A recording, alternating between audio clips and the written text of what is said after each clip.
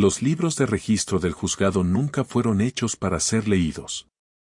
Apilados en un sótano olvidado del antiguo edificio administrativo del condado de Richmond, aquellos volúmenes encuadernados en cuero habían sobrevivido incendios, inundaciones y décadas de abandono deliberado. Cuando la Sociedad de Preservación comenzó a digitalizar documentos históricos en 2009, una pasante llamada Rebecca Chen notó algo extraño en un registro de transferencias de plantación de 1847. El nombre de la misma mujer aparecía 5 veces en 5 propiedades distintas en apenas 7 años. Cada entrada venía acompañada de una anotación que hizo que la historiadora se detuviera y buscara a su supervisor. Asterisco con hijo recién nacido. Ese hallazgo desataría uno de los patrones más perturbadores jamás documentados en los registros de propiedad de la era anterior a la Guerra Civil. 5 plantaciones. 5 nacimientos. 5 ventas. Todo en 7 años, todo relacionado con la misma mujer.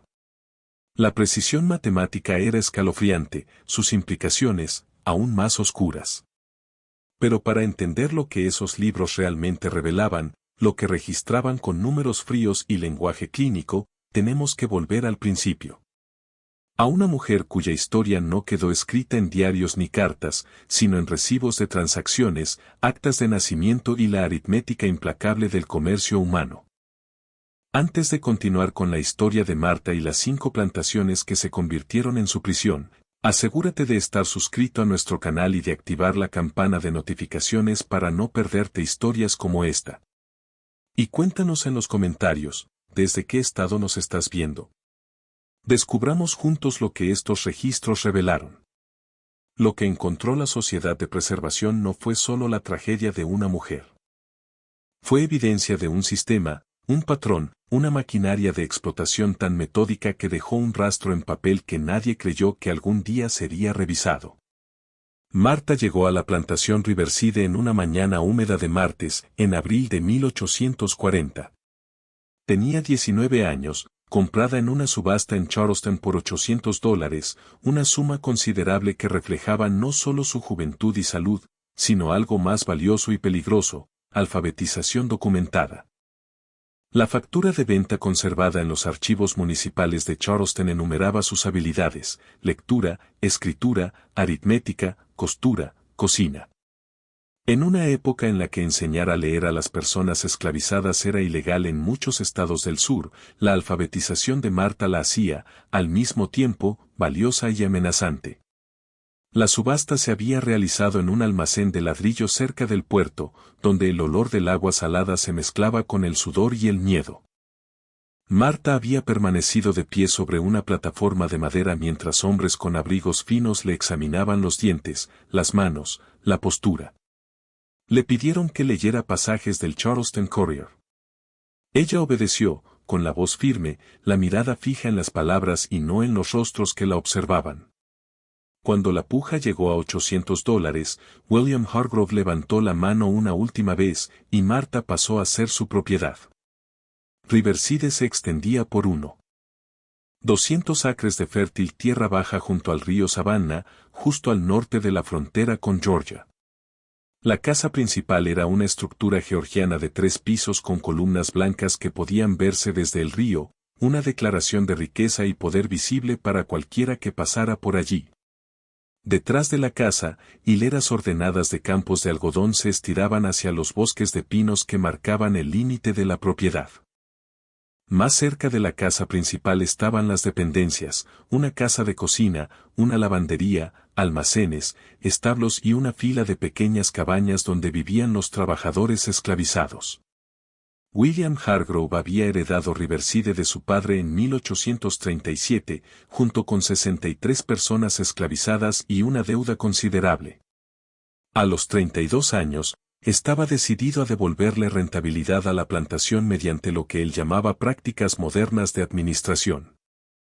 Llevaba libros meticulosos donde registraba cada fardo de algodón, cada libra de semilla, cada dólar gastado y ganado. También mantenía registros detallados de su propiedad humana, nombres, edades, habilidades, compras, ventas, nacimientos y muertes, todo anotado en columnas prolijas de tinta negra. El libro de Riverside registró la llegada de Marta con la misma brevedad habitual. Asterisco 14 de abril de 1840. Marta, mujer, 19 años. Comprada en subasta de Charleston. Costo, $800. Habilidades, alfabetizada, trabajo doméstico. Asignada a la casa principal bajo supervisión de la señora Hargrove. Asterisco. El personal de la casa principal estaba formado por 9 personas, una cocinera, 2 ayudantes de cocina, 3 sirvientes de casa, 2 lavanderas y un mozo de establo que también cuidaba el huerto. A Marta la asignaron para trabajar bajo la supervisión directa de Alanena Hargrove, la esposa de William, una mujer delgada de 30 años, de labios siempre apretados y con fama de severidad piadosa. La señora Hargrove dirigía el hogar con precisión militar, exigiendo silencio absoluto durante las comidas, obediencia inmediata a cada orden y gratitud visible por la caridad cristiana de darles techo, comida y ropa. El día de Marta comenzaba antes del amanecer. Se levantaba en la oscuridad previa al alba, se vestía con el áspero vestido de algodón y el delantal que constituían su uniforme, y se apresuraba hacia la casa principal para encender los fuegos en los dormitorios y la sala. Para cuando la familia Hargrove despertaba, la casa debía estar cálida. El agua debía estar calentándose y el desayuno debía estar en preparación. Sus mañanas transcurrían limpiando dormitorios, haciendo camas con esquinas perfectas que la señora Hargrove inspeccionaba con una regla, quitando el polvo de los muebles y puliendo la plata. Por la tarde venía la lavandería, calentar agua, restregar sábanas en tablas de lavar, colgarlo todo para que se secara, planchar con pesadas planchas calentadas en la estufa. Por la noche, servir la cena, limpiar el comedor y la cocina, y dejar la casa lista para el descanso. Rara vez terminaba antes de las 9 o 10, y entonces debía caminar de regreso a su cabaña en los barracones, agotada, para desplomarse sobre su jergón hasta que el ciclo comenzara de nuevo antes del amanecer. El trabajo era implacable, pero Marta resistía. Había aprendido a sobrevivir desde temprano, no mirarles directamente a los ojos, pero tampoco parecer desafiante, moverse rápido, pero no con desesperación, hablar solo cuando le hablaran. Anticipar necesidades antes de que se expresaran, volverse invisible salvo cuando la necesitaban.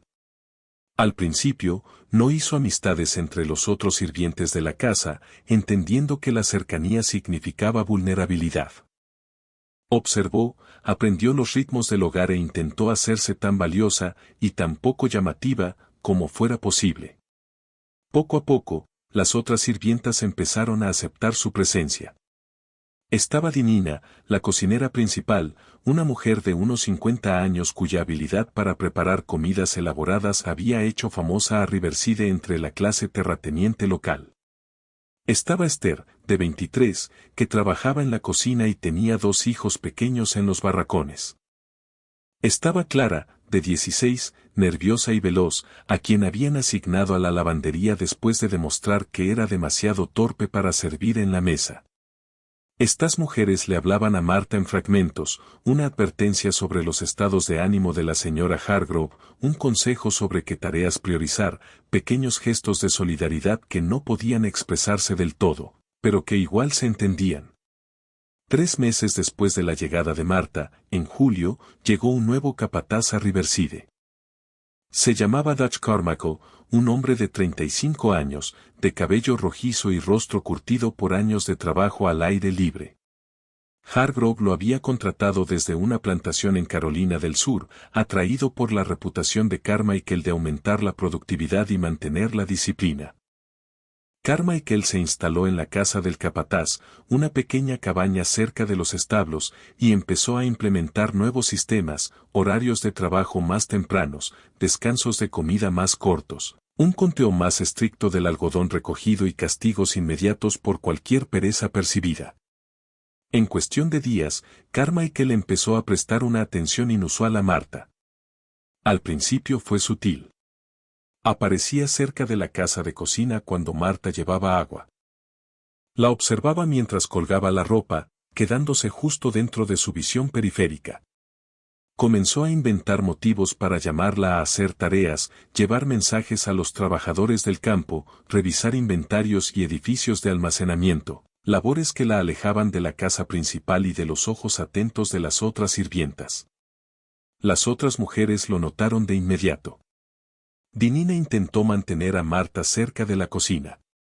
Esther la advertía con la mirada cuando Carmichael se acercaba. Clara susurró con urgencia una noche: no vayas a ningún lado sola. Quédate donde la gente pueda verte. Pero no había ningún lugar realmente seguro. No había autoridad a la cual acudir. No existía protección bajo ninguna ley. Una mujer esclavizada no tenía derecho legal a rechazar una orden de una persona blanca, y todos lo sabían. A comienzos de agosto, Carmichael acorraló a Marta en la lavandería. Era tarde, el sol entraba inclinado por las ventanas y formaba sombras duras. Las otras lavanderas se habían ido a preparar la cena. Marta estaba doblando sábanas cuando oyó la puerta cerrarse y se dio cuenta de que ya no estaba sola. Lo que ocurrió en la lavandería ese día no quedó registrado en ningún libro ni documento. Marta nunca se lo contó a nadie, pero el patrón que inició la perseguiría a través de 5 plantaciones y 7 años. Para octubre, Marta sabía que estaba embarazada. No se lo dijo a nadie. Se vendó el torso con tiras de tela para ocultar los cambios. Siguió trabajando, avanzando por sus días con la misma eficiencia silenciosa mientras el terror y la rabia luchaban dentro de ella. Sabía lo que significaba el embarazo. Ya lo había visto, había oído las historias susurradas entre las mujeres esclavizadas, sobre hijos que nacían y luego eran vendidos, sobre madres separadas de sus bebés, sobre la vulnerabilidad particular de cargar a un niño cuyo padre era un hombre blanco. Para enero de 1841, ya era imposible ocultarlo. Su cuerpo la delató a pesar de las vendas. La señora Hargrove lo notó durante una prueba para nuevos uniformes del servicio doméstico. Sus dedos delgados se cerraron de repente sobre el brazo de Marta con una fuerza sorprendente. «¿Estás encinta?», dijo la señora Hargrove con voz plana. No era una pregunta. Marta no respondió. ¿Qué podía decir? Esa noche, la señora Hargrove informó la situación a su esposo en el estudio. William Hargrove escuchó, con el rostro ilegible, y luego mandó llamar a Dutch Carmichael. La conversación en el estudio de Hargrove duró 17 minutos. Los sirvientes que trabajaban en las habitaciones contiguas oyeron voces elevadas, pero no pudieron distinguir palabras. Carmichael salió con la cara enrojecida, la mandíbula apretada, y caminó directo hacia la cabaña del capataz sin hablar con nadie. 3 días después, Carmichael fue despedido de Riverside. El libro anotó. Asterisco 19 de enero de 1841. Se termina el empleo de Dutch Carmichael, capataz. Causa: violación de la política del hogar. Salario final pagado: $47. Asterisco. Ese mismo día, Marta fue trasladada desde la casa principal a una cabaña en el extremo mismo de los barracones, lo más lejos posible de la casa principal, aunque aún dentro de los límites de la plantación.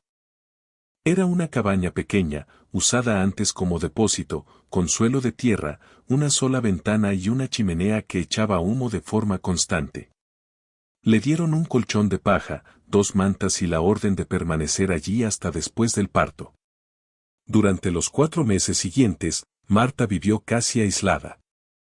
Esther le llevaba comida 2 veces al día, pan de maíz, suero de leche, y a veces un poco de tocino salado o verduras. No se le permitió asistir a los oficios de oración nocturnos ni a las raras reuniones de los domingos. No recibió tareas asignadas. Existía en un limbo extraño, ni completamente parte de la comunidad de la plantación ni del todo separada de ella. El aislamiento le dio tiempo a Marta para pensar, para llorar, para prepararse. Pensó en su propia madre, vendida cuando Marta tenía 7 años. Pensó en el futuro que crecía dentro de su cuerpo, un hijo que no había elegido, pero al que amaría de todos modos. Pensó en escapar. El bosque estaba cerca y conocía historias de gente que había huido hacia el norte. Pero también conocía la realidad, los abuesos, las patrullas, los castigos brutales para quienes eran capturados intentando huir. El 3 de mayo de 1841, Marta entró en trabajo de parto. El nacimiento fue asistido por la tía Sarah, una mujer anciana esclavizada que hacía de partera para la plantación. El parto duró 14 horas. En la cabaña sin ventanas, iluminada solo por una vela y la chimenea, Marta trajo a su hija al mundo mientras la lluvia de primavera golpeaba el techo. El registro de nacimiento, conservado en el libro de Riverside, decía: Asterisco 3 de mayo de 1841. Niña nacida de Marta, sirvienta de casa. Hija sana. Peso aproximadamente 7 lbs. La madre se recuperó del parto. Padre desconocido. Asterisco. Marta llamó a su hija Sarah, en honor a la partera que se quedó con ella durante la larga noche. Ese nombre nunca fue escrito en ningún registro oficial. Durante 6 semanas preciosas, Marta permaneció en la cabaña con su hija. Sostuvo a Sarah, la amamantó, le cantó en susurros, memorizó cada detalle de su carita. Fueron las únicas 6 semanas en la vida de Sarah en las que conocería la atención completa de su madre, cuando Marta pudo ser simplemente su madre sin que el peso aplastante de la esclavitud dictara cada momento. Luego, en una mañana húmeda de finales de junio, William Hargrove apareció en la cabaña de Marta acompañado por un hombre que ella no había visto nunca. El hombre llevaba un abrigo fino pese al calor y cargaba un maletín de cuero abultado de papeles. Era Vernon Hughes, un comerciante de esclavos que operaba entre Charleston y Augusta, comprando y vendiendo seres humanos con la eficiencia despreocupada de quien negocia ganado. Se quedaron fuera de la cabaña varios minutos. Marta, dentro con Sarah, podía verlos a través de la ventana, Hargrove gesticulando, Hughes examinando documentos, asintiendo y de vez en cuando mirando hacia la puerta. La transacción se estaba cerrando con Marta a pocos pasos, como si no fuera una persona con pensamientos y sentimientos, sino simple mercancía que cambiaba de dueño. Finalmente, Hargrove golpeó la puerta. Marta abrió, con Sarah apretada contra el pecho. Marta, dijo Hargrove con tono de negocios, tú y la niña han sido vendidas. El señor Hughes las transportará a una nueva situación. Tienes 30 minutos para reunir tus pertenencias. El libro de la plantación registró. Asterisco 28 de junio de 1841. Venta de Marta, 20 años, y su hija lactante a Hughes Trading Company, Charleston. Precio de venta, 750. Motivo de la venta, reasignación disciplinaria. Fondos aplicados al Fondo Operativo de la Hacienda. Asterisco. A Marta le dieron exactamente 30 minutos. Envolvió a Sarah en la tela más limpia que tenía, juntó sus pocas pertenencias, un peine, un vestido de repuesto, una pequeña cruz de madera que Esther le había dado en secreto, y salió de la cabaña. Esther y Dinina estaban a la distancia, sin hablar ni acercarse, pero siendo testigos. Sus rostros decían lo que sus voces no podían, asterisco lo siento. Lo siento tanto. Que Dios te acompañe. Asterisco. Marta subió a la parte trasera del carro de Vernon Hughes. Ya había otras 3 personas esclavizadas allí, 2 hombres y una mujer, todos con mirada aturdida, todos comprados recientemente en fincas cercanas. El carro se alejó de Riverside, con las ruedas crujiendo sobre el camino de grava. Marta miró hacia atrás una sola vez, hacia la plantación que había sido su hogar durante 14 meses. Vio las columnas blancas de la casa principal brillando al sol de la mañana. Vio los campos donde hombres y mujeres ya trabajaban en el algodón. Vio los barracones donde había vivido los primeros meses y la cabaña aislada donde había dado a luz. Nunca volvería a ver Riverside. Pero, en un sentido terrible, tampoco lo abandonaría jamás. Lo que había ocurrido allí, la atención, la violencia, el embarazo, el nacimiento, la venta, se convertiría en el patrón que definiría los siguientes 7 años de su vida. Mientras el carro avanzaba dando sacudidas hacia el norte, Sarah dormía en brazos de Marta, sin saber que su nacimiento acababa de costarle a su madre todo, sin saber que ambas estaban a punto de convertirse en piezas de un juego cruel que se repetiría a lo largo de 5 plantaciones en 4 estados. Esto era solo el inicio del viaje de Marta. La primera plantación había fijado el patrón. Quedaban 4 más, y cada una seguiría el mismo guión terrible. Los libros del juzgado registrarían cada transacción con precisión perfecta, pero nunca anotarían el costo humano. El viaje en carro desde Riverside hasta Farmstead duró 3 días y cubrió casi 90 millas a través de los bosques de pinos y las colinas de arcilla roja de Georgia. Vernon Hughes era un hombre eficiente, que operaba con horarios estrictos y márgenes de ganancia estrechos. Se detenía solo cuando era necesario, breves pausas para dar agua a los caballos, compras rápidas de pan de maíz y carne salada para su carga, y noches en tabernas de camino donde las personas esclavizadas eran encerradas en cobertizos de almacenamiento mientras Hughes dormía en una cama. Durante ese viaje, Marta comprendió que ni ella ni los demás estaban siendo llevados a un comprador específico. Eran inventario. Hughes se detendría en plantaciones a lo largo de la ruta, presentaría su mercancía a posibles compradores, negociaría precios y haría ventas conforme aparecieran oportunidades. Era una aritmética horrible. Hughes había comprado a Marta y a Sarah por $750 a Hargrove y necesitaba venderlas por más para obtener ganancia. Cada día de comida y alojamiento recortaba sus márgenes. En el tercer día, el carro de Hughes se internó por un largo camino bordeado de robles que conducía a una casa imponente. Era Farmstead, una plantación tabacalera en el centro de Georgia, propiedad de los hermanos Charles y Edmund Beaumont. La propiedad había pertenecido a la familia Beaumont durante 2 generaciones. Aunque las malas cosechas recientes y la caída del precio del tabaco los habían obligado a operar con menos trabajadores y presupuestos más ajustados que los que había disfrutado su padre, Hughes tenía una reunión previamente acordada con Charles Beaumont, quien había enviado aviso a través de un comerciante local de que le interesaba comprar a una sirvienta alfabetizada. Cuando el carro llegó, Charles Beaumont salió de la casa, un hombre corpulento de 50 años, con el cabello ralo y un aire de preocupación constante. Su hermano menor, Edmond, apareció desde el granero de tabaco, limpiándose las manos en el pantalón. La negociación se hizo en el patio delantero de la casa principal, con Marta de pie cerca, sosteniendo a Sarah, que tenía 8 semanas. Hughes presentó la documentación de Marta, prueba de compra en Riverside, notas sobre su alfabetización y habilidades domésticas, garantías sobre su salud y temperamento. Charles Beaumont le pidió a Marta que leyera en voz alta un boletín de compradores de tabaco. Ella obedeció, con la voz firme pese al agotamiento de 3 días de viaje.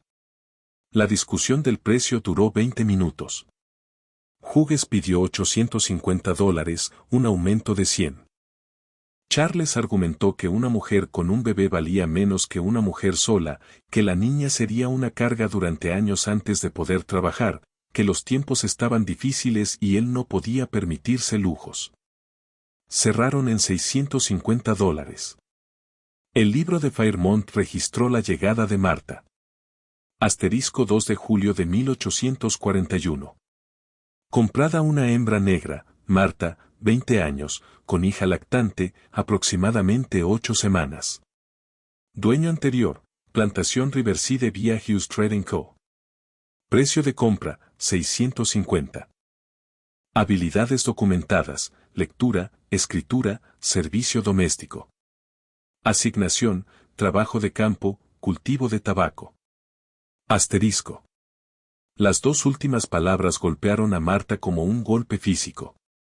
En Riverside, pese a todo, había sido personal de la casa, trabajo duro, sí, pero bajo techo, lejos del peor clima, con algo mejor de comida y ropa que quienes trabajaban en el campo. El trabajo de campo significaba las cuadrillas, el sol, el látigo del capataz, el ritmo brutal de la siembra y la cosecha, y ahora tenía a una hija lactante que cuidar. Charles Beaumont notó la reacción de Marta y la interpretó mal.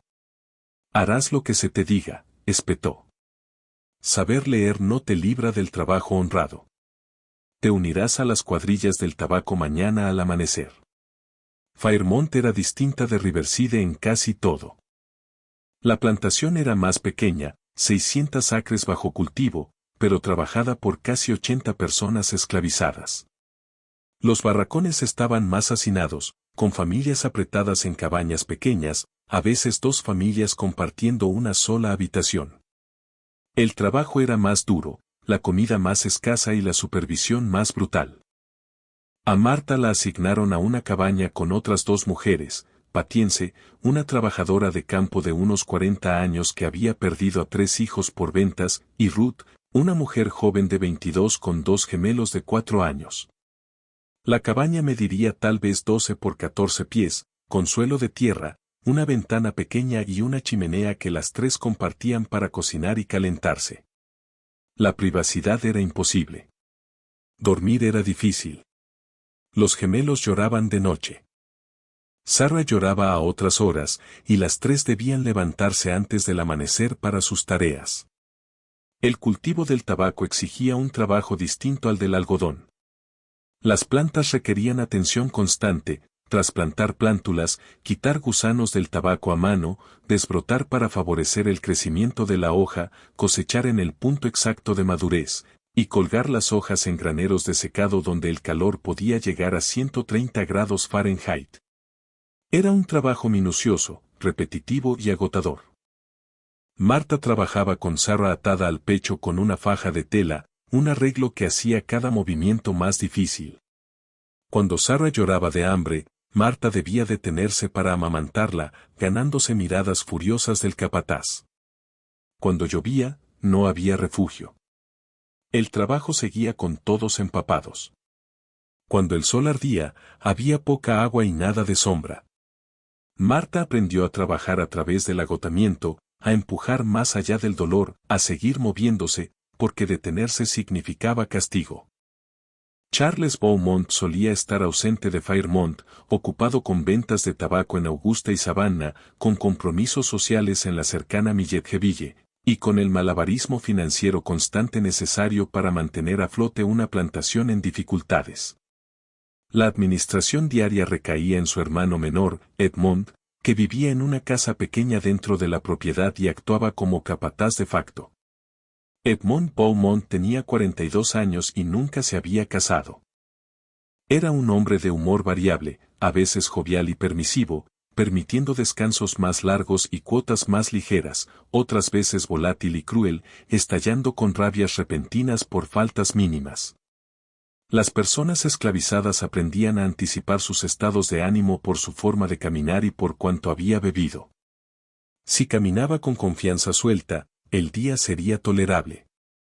Si caminaba con tensión y olía a whisky, todos se volvían cautelosos. Dentro de 2 semanas de la llegada de Marta, Edmund empezó a señalarla. Al principio, supuestamente era por su alfabetización. La mandaba llamar a la oficina de la plantación, un edificio pequeño cerca del granero de tabaco donde se guardaban registros y suministros, y le hacía leer en voz alta pasajes de revistas agrícolas e informes de mercado del tabaco. Él se sentaba en el escritorio, siguiendo el texto, pidiéndole que repitiera frases, diciendo que necesitaba ayuda para entender el lenguaje. Marta se dio cuenta pronto de que Edmond apenas era alfabetizado. Podía leer textos simples con lentitud, pero cualquier cosa compleja lo dejaba perdido. Esas sesiones se convirtieron en rutina, 3 o 4 veces por semana, siempre al final de la tarde o al anochecer, siempre cuando el trabajo del día ya había terminado y la mayoría había regresado a los barracones. Empezaron de forma inocente, pero poco a poco la atención de Edmond se volvió personal. Comenzó a hacerle preguntas sobre su pasado, sobre Riverside, sobre cómo había aprendido a leer. Empezó a comentar su apariencia, diciendo que el trabajo de campo era demasiado duro para alguien refinada. Empezó a tocarle el hombro cuando se inclinaba para señalar un texto, dejando la mano más tiempo del necesario. Patience lo notó cuando Marta regresaba de esas sesiones, con el rostro cuidadosamente neutral. Ese hombre es problema, dijo en voz baja una noche mientras preparaban su cena escasa. Edmond ha sido así desde que yo estoy aquí. Ten cuidado. Pero no había manera de tener cuidado que realmente sirviera. Marta no tenía poder para rechazar las citaciones de Edmond, ni forma de evitar estar a solas con él, ni recursos si él decidía ejercer el poder absoluto que tenía sobre ella. Solo podía soportar, como había aprendido a soportarlo todo. Para finales de octubre, las intenciones de Edmund ya eran explícitas. Las sesiones de lectura se habían vuelto un pretexto para otra cosa. Marta salía de la oficina cada vez más tarde, con la mandíbula tensa y la mirada distante. No le decía nada a nadie porque no había nada que decir. Las otras mujeres se entendían sin palabras. A comienzos de diciembre de 1841, Marta comprendió que estaba embarazada otra vez. La certeza llegó con una sensación de inevitabilidad aplastante. Llevaba solo 5 meses en Fairmont. Sara tenía apenas 7 meses. Y ahora venía otro hijo, concebido en violencia, destinado a complicarle aún más la vida dentro de un sistema que veía a los niños como activos y cargas económicas, según quien fuera el padre. Esta vez, Marta no intentó ocultar el embarazo. ¿Para qué? Para marzo de 1842, cuando ya era evidente para todos, ella simplemente siguió trabajando, con el cuerpo sometido a la doble carga del embarazo y el trabajo. Trabajó en los campos de tabaco hasta estar de 8 meses, hasta que el capataz que supervisaba las cuadrillas, Edmond había contratado a un hombre llamado Foster para la supervisión directa del campo. Por fin la trasladó a labores más ligeras, cargar agua, cocinar para las cuadrillas, limpiar el granero de tabaco. A finales de mayo, Charles Bowman regresó de un viaje prolongado a Savannah. En 2 días, le llegó la noticia del embarazo de Marta. La plantación era lo bastante pequeña como para que los rumores corrieran rápido, y este rumor en particular, que Edmond había embarazado a la nueva sirvienta alfabetizada, era demasiado jugoso para mantenerse oculto. Charles enfrentó a su hermano en la casa principal. Los sirvientes que trabajaban cerca oyeron cómo las voces subían, oyeron la rabia de Charles y las protestas defensivas de Edmund. La discusión duró más de 1 hora y terminó con Charles saliendo hecho una furia y Edmond encerrándose en su cabaña, donde permaneció 2 días. El 12 de junio de 1842, Marta entró en trabajo de parto. Este nacimiento fue asistido por Patience, que tenía experiencia con partos y hacía de partera informal para las mujeres de la plantación. El trabajo de parto fue más corto que con Sarah, 9 horas, pero más difícil. Marta estaba agotada por meses de trabajo de campo estando embarazada, desnutrida por las raciones insuficientes que recibían las personas esclavizadas, y psicológicamente destrozada por la repetición del trauma. Cuando el bebé, un niño, salió por fin poco después de la medianoche, Marta lo sostuvo y lloró. Lloró por él, por Sarah, por ella misma, por la imposibilidad de su situación. Lo llamó Daniel, un nombre que significa Dios es mi juez asterisco, aunque apenas podía creer en un Dios que permitiera semejante sufrimiento. El registro de nacimiento de Fairmont anotó. Asterisco 12 de junio de 1842. Niño nacido de Marta, trabajadora de campo. Niño sano. Peso aproximadamente 6 lbs. La madre sobrevivió un parto difícil. Padre desconocido. Asterisco. La palabra desconocido era una ficción legal que todos entendían. Todos sabían quién había engendrado a Daniel. Pero reconocerlo oficialmente crearía complicaciones, preguntas sobre herencia, estatus, escándalo. Era mejor dejarlo desconocido en el papel y manejar el problema en privado. El problema se resolvió 6 semanas después. El 1 de agosto de 1842, un comerciante de esclavos llamado Foster llegó a Fairmont Estate. Era un hombre más joven, quizá de 30 años, que operaba desde Augusta y se especializaba en rotaciones rápidas, comprar barato y revender rápido con ganancias modestas. Llegó por la tarde, pasó una hora conversando con Charles Beaumont y se fue con una factura de venta. El libro de Fairmont registró el asterisco 3 de agosto de 1842. Asterisco venta de Marta, 21 años, y 2 hijos lactantes a Foster & Sons Trading, Augusta. Precio de venta, $700. Motivo, reducción de obligaciones innecesarias de la hacienda. Ingresos aplicados a gastos operativos. Asterisco. A Marta le dieron una hora para prepararse. Reunió a Sarah, que ya tenía 15 meses, reunió a Daniel, de 7 semanas, los envolvió a los dos con la poca tela que tenía y se dispuso a partir. Patience la ayudó a empacar, moviéndose en silencio, el rostro empapado de lágrimas que ni intentó ocultar. «Tú tienes fuerza», susurró Patience cuando se abrazaron para despedirse. «Más fuerza de la que cualquiera debería necesitar. Recuérdalo. Tú tienes fuerza, y esos bebés te tienen a ti». Marta subió al carro de Foster con sus 2 hijos. Cuando se alejaron de Fairmont Estate, vio a Edmund Beaumont mirando desde la ventana de su cabaña. Su rostro no mostraba nada. Había estado en Fairmont 13 meses. Se iba con 2 hijos y con un precio de venta $75 menor que el que habían pagado por ella poco más de un año antes. El patrón empezaba a volverse evidente, aunque Marta aún no comprendiera del todo sus implicaciones: 2 plantaciones, 2 embarazos, 2 ventas, y todavía quedaban 3 plantaciones más por venir.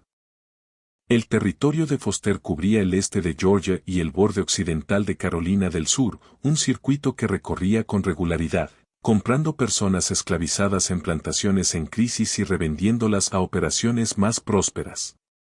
Su modelo de negocio dependía del volumen y la rapidez: compras rápidas, ventas rápidas, inversión mínima en comida y alojamiento para su mercancía.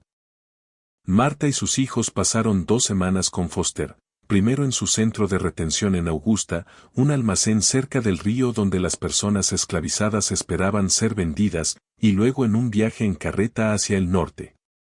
Durante esas 2 semanas, Marta vio de cerca la maquinaria del comercio interno de esclavos. Cada día llegaban personas al almacén, procesadas como inventario, catalogadas por edad, sexo, habilidades y salud. Las familias se separaban de rutina: maridos vendidos a un comprador, esposas a otro, niños repartidos entre múltiples adquirientes. El llanto era constante, la desesperación palpable, la crueldad casual. Marta mantuvo a Sarah y a Daniel pegados a ella en todo momento, aterrorizada ante la posibilidad de que Foster decidiera que era más rentable venderlos por separado. Una mujer alfabetizada podía alcanzar un buen precio, y los niños podían venderse por su potencial futuro. Pero Foster parecía entender que el valor de Marta aumentaba si mantenía a la familia unida. Una unidad completa era más fácil de vender a ciertos compradores que preferían no separar familias, al menos no de manera visible. El asterisco 18 de agosto de 1842, la carreta de Foster subió por las colinas onduladas del norte de Georgia, acercándose a una de las plantaciones más grandes y prósperas de la región. Oakwood Plantation se asentaba sobre tierras de algodón de primera, asterisco 12. 200 acres, trabajadas por casi asterisco 200 personas esclavizadas.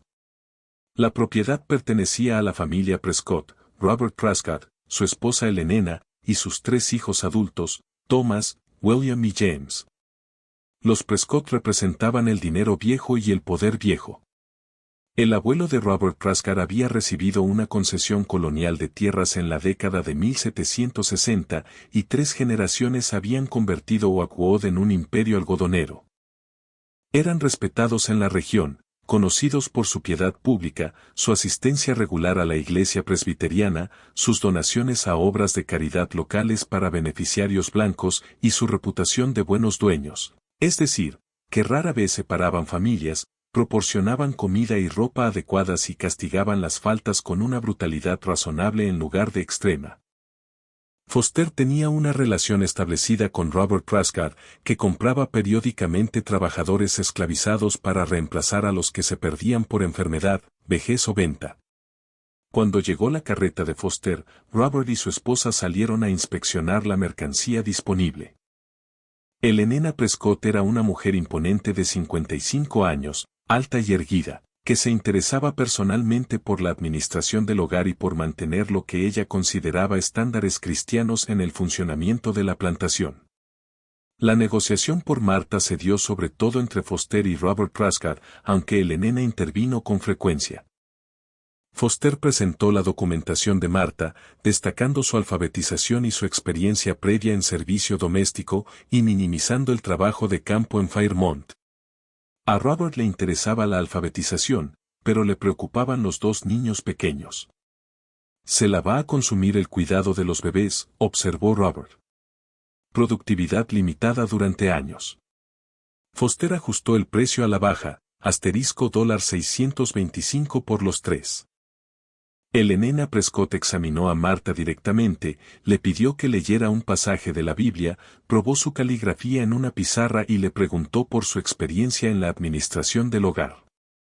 Martha respondió con cuidado, mostrándose capaz y sumisa, sabiendo que su vida, y la de sus hijos, podía depender de ese desempeño. La venta se cerró.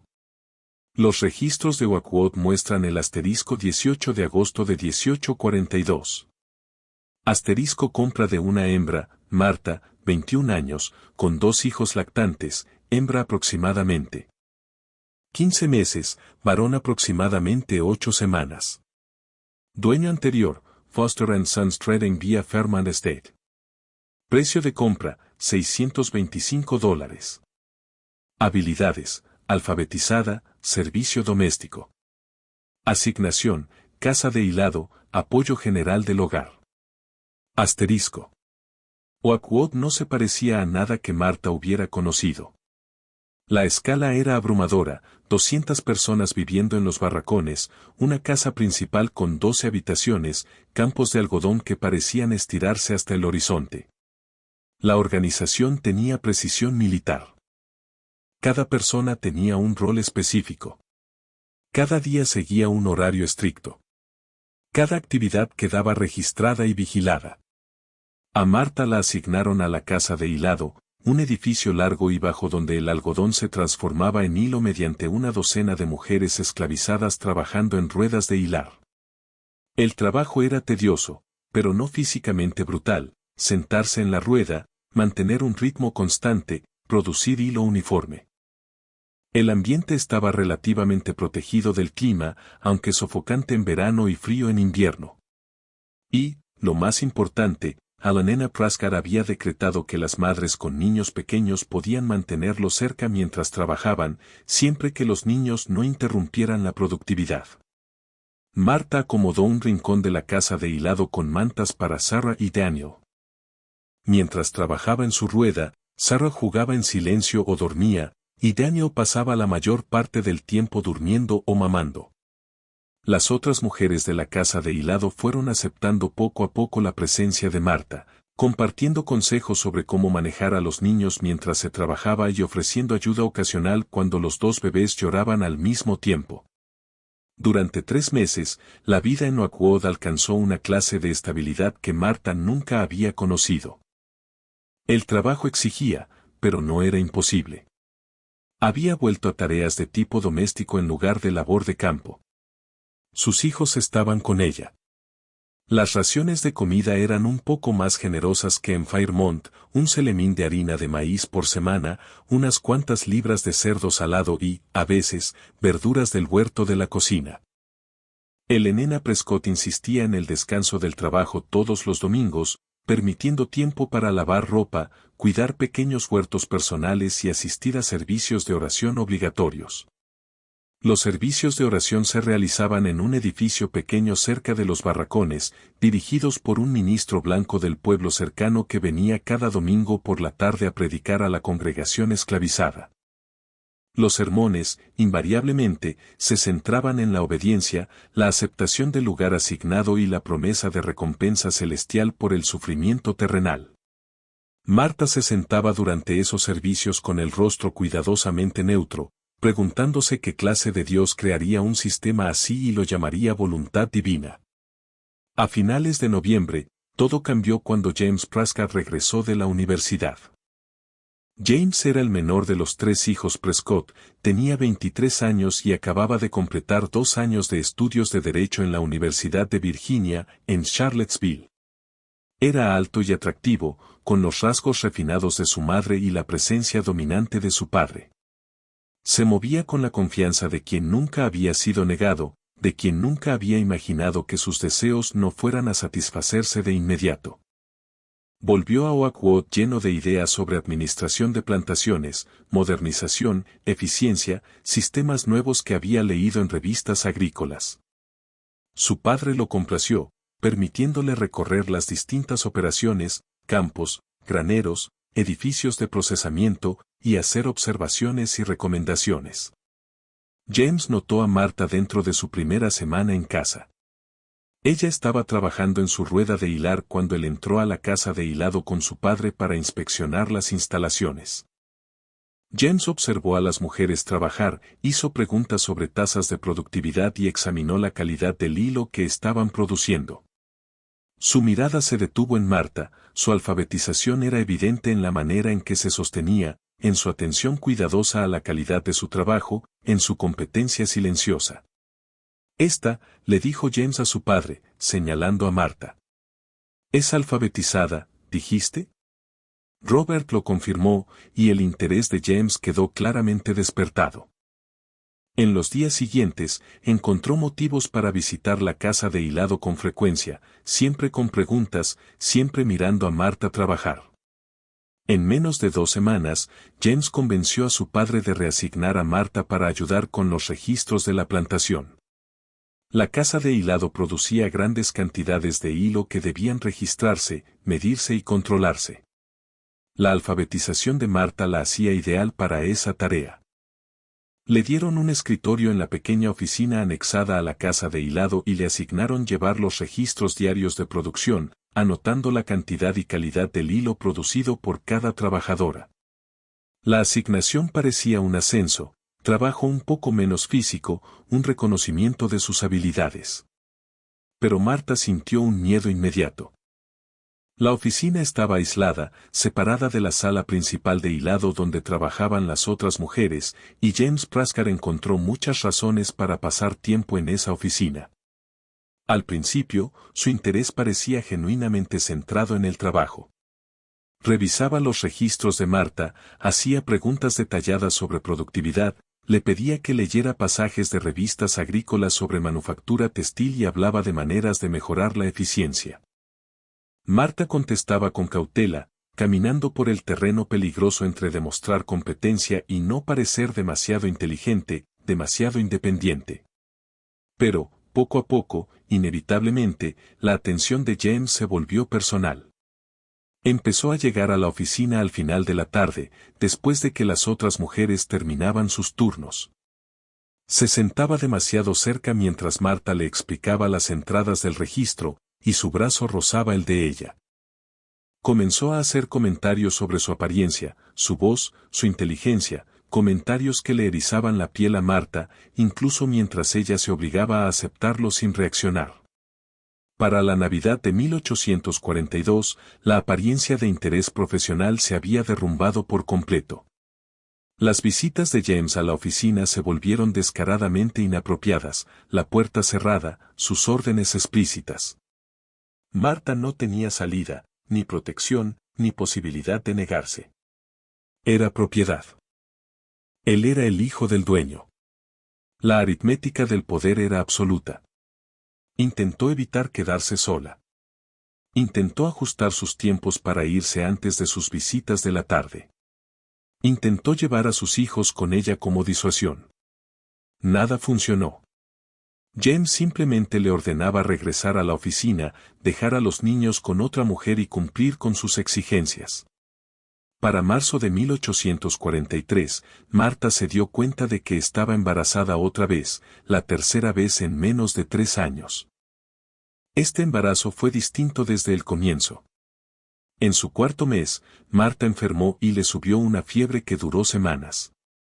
Se debilitó tanto que ya no pudo trabajar, quedó confinada en su cabaña, con el cuerpo luchando por sostenerse a sí misma y al embarazo mientras combatía la infección. Sara, que ya tenía 2 años, intentó cuidar a su hermano menor, Daniel, le llevaba agua a Marta y le acariciaba la cara como había visto hacer a los adultos cuando alguien estaba enfermo. Helena Prescott, ya fuera por preocupación genuina o por miedo a perder propiedad valiosa, mandó trasladar a Marta a una cabaña cerca de la casa principal para poder vigilarla más de cerca. Llamaron a un médico, el doctor Mitchell, del pueblo cercano, un gasto extraordinario para una persona esclavizada, pero considerado necesario para proteger la inversión de la familia Prescott. El doctor Mitchell diagnosticó a Marta con neumonía severa, complicada por el embarazo. Le recetó quinina, reposo en cama y comida nutritiva, lujos que rara vez se concedían a personas esclavizadas. Durante 6 semanas, Marta estuvo entre la vida y la muerte, con la fiebre subiendo y bajando, el cuerpo debilitándose, mientras Helena Prescott supervisaba su cuidado con una eficiencia severa. Lentamente, con dolor, Marta se recuperó. Para junio, estaba lo bastante fuerte como para incorporarse, comer sin ayuda y volver a sostener a sus hijos. El embarazo había sobrevivido, aunque Marta había perdido mucho peso y seguía débil. En septiembre de 1843, después de un trabajo de parto difícil de 36 horas, Marta dio a luz a otra niña. El parto fue atendido por el doctor Mitchell, otro gasto sin precedentes, porque la enfermedad previa había dejado a todos preocupados por posibles complicaciones. La bebé nació pequeña pero sana, pesando quizás 5 libras y media. El registro de nacimiento de Oakwood anotó el asterisco 12 de septiembre de 1843. Asterisco niña nacida de Marta, trabajadora de la casa de hilado. Parto difícil tras la enfermedad grave de la madre al inicio del embarazo. La niña presenta debilidad inicial pero responde bien al tratamiento. Madre e hija sobrevivieron al parto. Pérdida de sangre intensa. La madre requirió recuperación prolongada. Padre desconocido. Asterisco. Marta llamó a su hija Rebecca.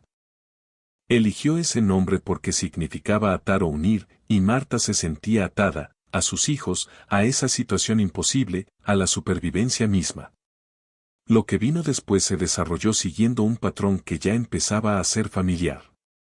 Alguien, Marta nunca supo quién, pero sospechaba de una sirvienta de la casa que había notado las visitas frecuentes de James a la oficina de la casa de hilado, informó a Robert Prescott sobre la implicación de su hijo. El enfrentamiento ocurrió tarde, una noche. Todos en los barracones podían oír los gritos desde la casa principal, la voz de Robert retumbando, la voz de James a la defensiva, y la voz de Helena cortando a ambas con precisión helada. La discusión duró más de 1 hora y terminó con James saliendo de Oakwood a la mañana siguiente. Lo enviaron a administrar una propiedad Prescott más pequeña en Carolina del Sur, prácticamente desterrado del patrimonio principal de la familia. Durante 10 semanas después del nacimiento de Rebecca, Marta permaneció en Oakwood, recuperándose del parto difícil y cuidando a sus 3 hijos. Sarah tenía 2 años y medio y empezaba a hablar en frases completas. Daniel tenía 16 meses y apenas aprendía a caminar. Rebecca era una recién nacida que exigía atención constante. Marta se permitió esperar, solo por un momento, que quizá la dejarían quedarse en Oakwood, que quizá los Prescott valorarían su servicio lo suficiente como para pasar por alto su historia complicada. Quizá, por fin, el patrón se rompería. Entonces, en una mañana fría de finales de noviembre, llegó a Oakwood un comerciante de esclavos bien vestido llamado Oswald. Pasó 2 horas conversando con Robert Prescott, revisando documentos y negociando condiciones. El libro de Oakwood registró el asterisco 29 de noviembre de 1843. Asterisco venta de Marta, 22 años, y 3 hijos, de 2 años, 1 año 4 meses y 10 semanas, a Ashworth Acquisitions, Charleston. Precio de venta, $650. Motivo, reasignación de activos por cambios en las necesidades del hogar. Ingresos aplicados al Fondo de Expansión de la Hacienda. Asterisco. El precio había subido un poco, quizá por la resiliencia probada de Marta, o quizá porque 3 niños representaban mano de obra futura. Pero Marta vio algo que otros no habrían notado. Todavía valía menos que los $800 por los que la habían vendido originalmente, pese a estar en la plenitud de su vida de trabajo. Marta reunió a sus 3 hijos, sus pocas pertenencias y se preparó para irse por 4ª vez. Cuando la carreta de Ashworth bajó por el camino bordeado de robles que salía de Oakwood, Marta miró hacia atrás a la plantación que le había prometido estabilidad, pero que solo le entregó otra repetición del mismo patrón. 3 plantaciones. 3 embarazos. 3 ventas. Y ella seguía teniendo apenas 22 años. Lo que Marta aún no entendía del todo era que cada venta la hacía menos valiosa. Cada hijo la marcaba como problemática. Cada embarazo iba creando un rastro documental que la seguiría por los libros y registros del comercio interno de esclavos. La estaban devaluando de manera sistemática, de sirvienta premium a mercancía dañada, todo por crímenes cometidos contra ella que no tenía poder para evitar. 2 plantaciones más la esperaban. El patrón no había terminado. El territorio de Ashworth cubría una región inmensa desde Charleston, pasando por Georgia, hasta Alabama, siguiendo rutas comerciales donde el algodón era rey y el trabajo esclavizado era la base de la riqueza. Era un operador más sofisticado que Foster, mejor vestido, más conexiones, clientela de mayor nivel. Se especializaba en mercancía de calidad, personas esclavizadas con habilidades, entrenamiento u otros atributos que alcanzaban precios premium entre terratenientes ricos. La situación de Marta era compleja. Por un lado, su alfabetización y habilidades domésticas la hacían, en teoría, valiosa. Por otro, 3 niños menores de 3 años la volvían menos atractiva para la mayoría de compradores, y su historial, visible en la cadena de ventas y transferencias que aparecía en su documentación, levantaba preguntas que Ashworth debía manejar con cuidado. La solución fue vender a Marta como una unidad familiar a un tipo muy específico de comprador, terratenientes ricos capaces de asumir la carga a corto plazo de niños pequeños a cambio del valor laboral a largo plazo, y que se enorgullecían de su supuesta benevolencia por no separar familias. Ashworth trasladó a Marta y a sus hijos a su instalación principal en Charleston, donde pasaron 3 semanas mientras buscaba al comprador adecuado.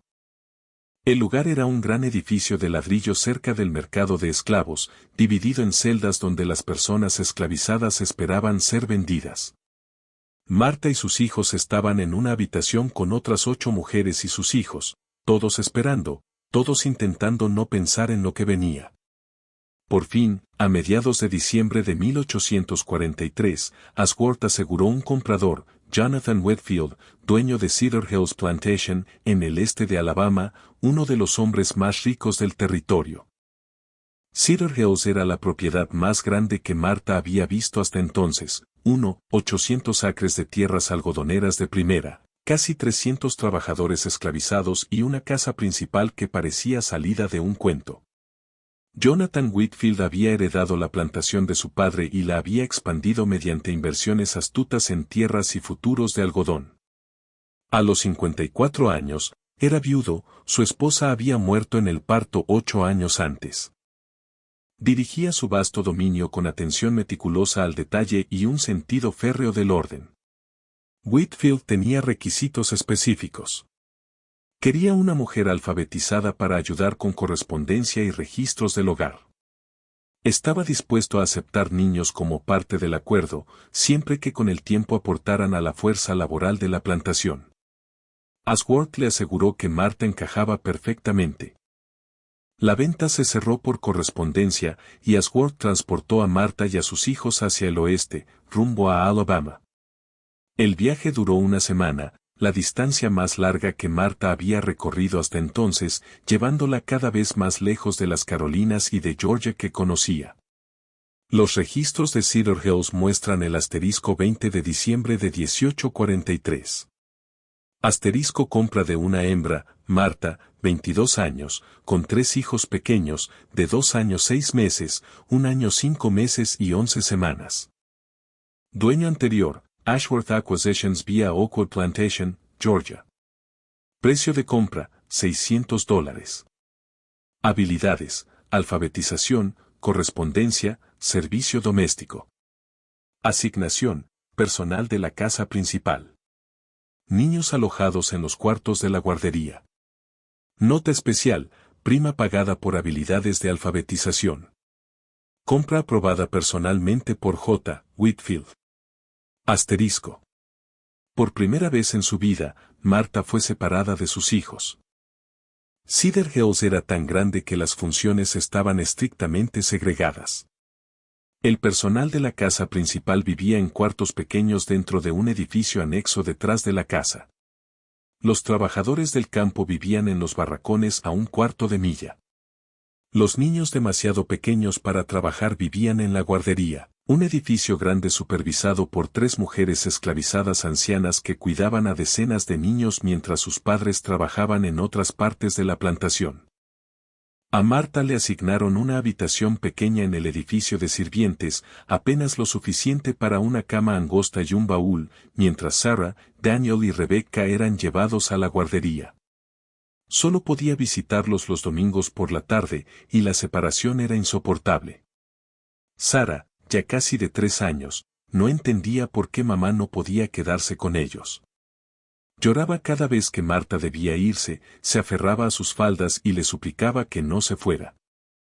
Daniel, de 18 meses, miraba a Marta marcharse con ojos confundidos, demasiado pequeño para comprender, pero lo bastante grande para sentirse abandonado.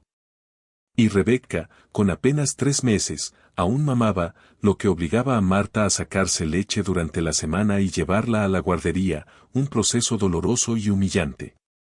La asignación de Marta era en la casa principal, un mundo de pulcritud y normas que parecía desconectado de la brutalidad de la plantación afuera. Era responsable de limpiar los dormitorios del segundo piso, mantener el estudio privado de Jonathan Whitfield, ayudar con la correspondencia cuando él dictaba cartas y servir en la mesa cuando recibía invitados. Whitfield era un hombre reservado que rara vez hablaba directamente con sus sirvientes, salvo para dar órdenes. Mantenía un personal doméstico grande, 12 personas que hacían funcionar la casa con eficiencia invisible, y exigía perfección. Una mota de polvo, una servilleta mal doblada, una carta con caligrafía imperfecta podía traer castigos severos, aunque Whitfield casi nunca los aplicaba personalmente. En su lugar, dejaba la disciplina a los capataces, manteniendo la ilusión de que él estaba por encima de esas bajezas. El trabajo era exigente, pero Marta encontró cierto refugio en su predictibilidad. Los días seguían rutinas estrictas. Las expectativas eran claras. Si trabajaba impecable y se volvía invisible, podía existir en una especie de letargo, concentrándose solo en sobrevivir hasta el domingo, cuando podía ver a sus hijos. Pero en Cedar Hills había otra presencia que destruyó cualquier posibilidad de paz, Nathan Whitfield, el hijo de Jonathan. Nathan tenía 21 años, el único hijo sobreviviente del matrimonio de Jonathan. Había sido criado con todo el privilegio que el dinero podía comprar y se convirtió en un joven convencido de que el mundo existía para servir sus placeres. Lo habían expulsado de la universidad en Virginia por juego y bebida. Lo enviaron a casa en desgracia, y su padre lo nombró capataz asistente como castigo, y, supuestamente, como ejercicio de formación de carácter. Nathan ejercía el cargo con la crueldad casual de quien nunca fue negado en nada y no sentía empatía por quienes estaban debajo de él. Bebía en exceso, apostaba con capataces y con hijos de terratenientes vecinos, y trataba a los trabajadores esclavizados como objetos para su diversión o abuso. Notó a Marta a los pocos días de su llegada.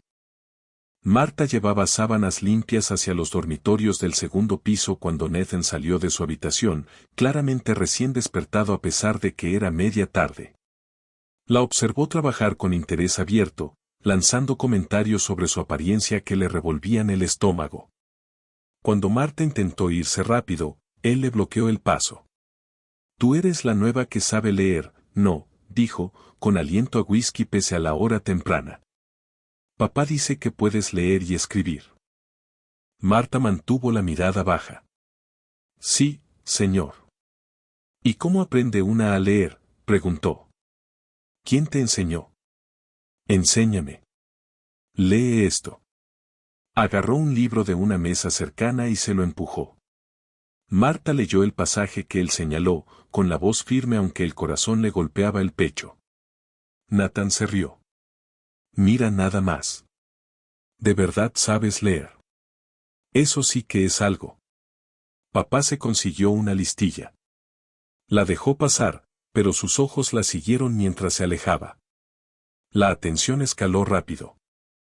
Nathan empezó a inventar excusas para estar donde Marta trabajaba. La mandaba llamar a su cuarto para ordenar, aunque ya lo hubieran atendido. Le ordenaba leerle libros o periódicos, sentándose demasiado cerca, tocándola con el pretexto de señalar líneas. Los otros sirvientes de la casa advertían a Marta con la mirada y con silencios cuidadosos. Era terreno conocido. Ya habían visto a Nathan obsesionarse con mujeres antes, ya habían visto qué pasaba cuando decidía que quería algo. Marta probó todas las estrategias que conocía para evitarlo: trabajar más rápido para terminar antes de que él apareciera, mantenerse en grupo con otros sirvientes, volverse tan invisible que él pudiera olvidarla. Nada funcionó. Nathan ya había decidido que le interesaba, y en su mundo ese interés era lo único que importaba. Para la primavera de 1844, lo inevitable ocurrió: Marta estaba embarazada por cuarta vez. El agotamiento era aplastante: 4 embarazos en menos de 4 años, 3 hijos pequeños a los que casi no podía ver, exigencias constantes de trabajo y ahora otro bebé en camino. Marta sintió que se quebraba de maneras que antes no se había permitido sentir. Pensó en huir. Los bosques alrededor de Cedar Hills eran densos y había oído historias susurradas de gente que escapó y llegó al norte. Pero tenía a 3 hijos en la guardería. No podía llevárselos. Eran demasiado pequeños, la retrasarían, harían imposible la fuga, y ella no podía irse sin ellos. La decisión era imposible. Así que no tomó ninguna. Simplemente continuó, día tras día, sobreviviendo. A finales del verano, el embarazo de Marta era evidente. Jonathan Whitfield lo notó una noche mientras ella servía la cena y de inmediato mandó llamar al ama de llaves principal a su estudio. En una semana, Jonathan ya sabía de la implicación de Nathan. El enfrentamiento fue explosivo. Los sirvientes de toda la casa oyeron los gritos, la voz de Jonathan como trueno, la de Nathan defensiva y despreocupada. La discusión terminó con Nathan enviado a administrar una operación maderera en el norte de Mississippi, prácticamente desterrado de Cedar Hills. Pero esta vez, Jonathan Whitfield tomó una decisión distinta sobre Marta. En lugar de venderla de inmediato, la mantuvo en Cedar Hills. Quizá entendía que venderla sería reconocer el problema en público. Quizá calculó que su valor bastaba para conservarla pese a las complicaciones. O quizá simplemente aún no había reconocido el patrón que ya había perseguido a Marta a través de 4 plantaciones. El asterisco 7 de noviembre de 1844, Marta dio a luz a su cuarto hijo, un niño. El parto fue difícil. Marta sufrió una hemorragia severa. Perdió tanta sangre que la partera temió por su vida. Llamaron al médico de la plantación, un gasto poco común en el parto de una mujer esclavizada, y logró detener la hemorragia. Aún así, Marta pasó 2 semanas en la enfermería recuperándose. El registro de nacimiento anotó el asterisco 7 de noviembre de 1844. Asterisco niño nacido de Marta, personal de la casa. Parto difícil. La madre sufrió una pérdida significativa de sangre, pero sobrevivió gracias a intervención médica. Asterisco niño sano. Peso aproximado, 6 libras 8 onzas. Padre desconocido. Costos médicos, $18, cargados a la cuenta médica de la plantación. Asterisco. Marta llamó a su hijo Joshua, que significa Dios es salvación aunque ella se sentía más lejos de la salvación que nunca. Durante la recuperación de Marta en la enfermería, Cedar Hills tomó una decisión sobre sus hijos mayores. Sarah, que ya tenía 3 años y medio, fue considerada lo bastante grande como para empezar con trabajo liviano. La sacaron de la guardería y la trasladaron a la casa principal, donde serviría como mensajera, llevando recados entre los edificios, llevando agua a los trabajadores y aprendiendo las tareas básicas que la prepararían para el servicio doméstico. Marta se enteró de esto cuando por fin salió de la enfermería y encontró a Sarah trabajando en la cocina, con sus manitas lavando verduras bajo la supervisión de la jefa de cocina. A Sarah se le iluminó el rostro al ver a su madre, pero no le permitieron detenerse. Solo pudieron cruzar miradas, y Marta tuvo que seguir hacia su propia asignación, desgarrador. Durante los 8 meses siguientes, Marta vivió en una especie de estado suspendido. Trabajaba en la casa principal, veía a Sarah de vez en cuando durante el trabajo pero no podía hablar con ella más allá de intercambios breves, y visitaba a Daniel y Rebecca en la guardería los domingos, ahora también con el bebé Joshua. Su cuerpo se recuperaba lentamente del parto difícil, aunque seguía más débil que antes, el desgaste de 4 embarazos y trabajo constante pasando factura. Esperó la venta inevitable, dando por hecho que el tratante llegaría cualquier día. Pero pasaron los meses, y Jonathan Whitfield la mantuvo en Cedar Hills. Marta empezó a abrigar, con cautela, la esperanza de que quizá el patrón se rompiera, de que quizá le permitirían quedarse en un solo lugar el tiempo suficiente para ver crecer a sus hijos. Entonces, en agosto de 1845, llegó un tratante a Cedar Hills, Sheffield, un hombre que recorría las mismas rutas y mercados que los demás. Jonathan Whitfield decidió que las complicaciones pesaban más que el valor y que era hora de cortar pérdidas. El libro mayor de Cedar Hills registró el 15 de agosto de 1845. Venta de Marta, 24 años, con 4 hijos, de 4 años 3 meses, 3 años 2 meses, 1 año 9 meses y 9 meses. Vendida a Sheffield Trading Company, Mobile. Precio de venta, $550. Motivo, reducción del personal doméstico, reasignación de activos.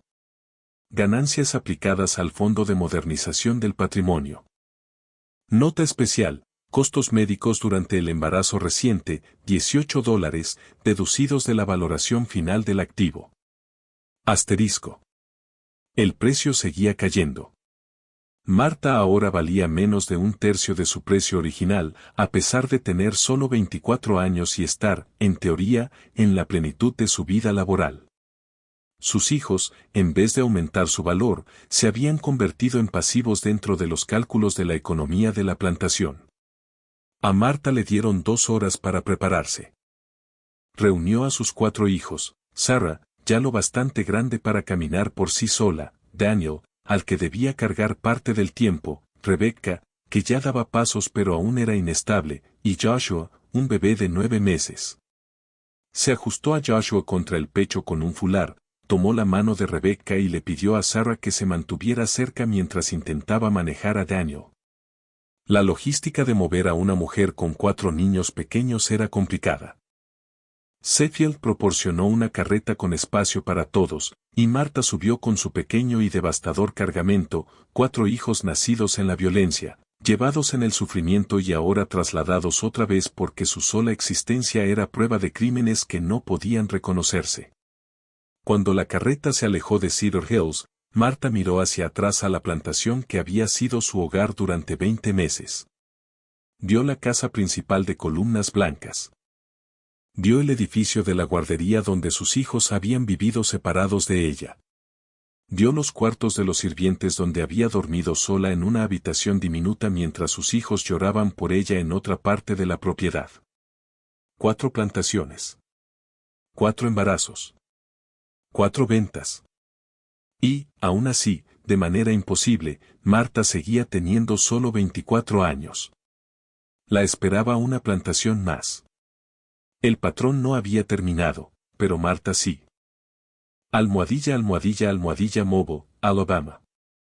La operación de Sheffield tenía su base en Mobile, Alabama, una ciudad portuaria importante que servía como centro de las rutas occidentales del comercio interno de esclavos. Las personas esclavizadas eran trasladadas por móvil hacia plantaciones de Alabama, Mississippi y Luisiana, alimentando la demanda insaciable de mano de obra en las regiones algodoneras y azucareras en expansión.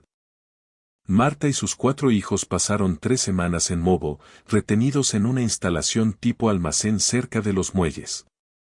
El edificio estaba abarrotado de personas esperando ser vendidas, hombres comprados para el trabajo de campo, mujeres para el servicio doméstico, niños separados de sus padres y vendidos por su potencial futuro. El ruido era constante, una mezcla de llanto, oraciones y las voces ásperas de los tratantes haciendo negocios. Sheffield entendía que la situación de Marta era comercialmente complicada. 4 niños pequeños la hacían difícil de vender para la mayoría de compradores. Su historial de precios a la baja sugería que era problemática. Pero su alfabetización seguía siendo valiosa, y algunos compradores buscaban específicamente familias esclavizadas que pudieran presentarse como gestionadas humanamente para contrarrestar las crecientes críticas abolicionistas. Sheffield encontró comprador en Luisiana, Henry Delacroix, un plantador criollo cuya familia había poseído Magnolia Grove por 3 generaciones.